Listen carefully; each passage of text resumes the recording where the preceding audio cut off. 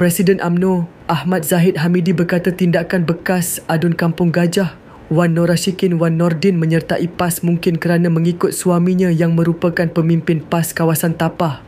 Memetik laporan Malaysia Kini, Zahid berkata, ketika hari penamaan calon bagi pilihan raya kecil Ayer Kuning, Wan Norashikin mengiringi calon BN tetapi seminggu kemudian membuat keputusan meninggalkan gabungan itu.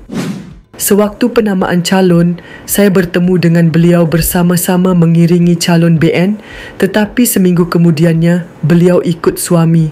Mungkin itu adalah langkah terbaik untuk beliau menuju ke syurga, katanya di petik bernama. Ahmad Zahid berkata demikian kepada pemberita selepas hadir pada program Wacana Aspirasi bersama Timbalan Perdana Menteri dan Menteri Kemajuan Desa dan Wilayah di Lenggong. Semalam, Wan Norashikin, yang juga bekas Ketua Wanita UMNO Perak, menyerahkan borang keahlian kepada Presiden PAS. Abdul Hadi Awang sempena ceramah Mega Pilihan Raya Kecil Ayer Kuning di Kampung Tanjung Keramat. Wan Norashikin yang hadir berjubah hitam dan bernikab ditemani suaminya, Muhammad Nur Farid Zainal yang juga setiausaha PAS kawasan Tapah.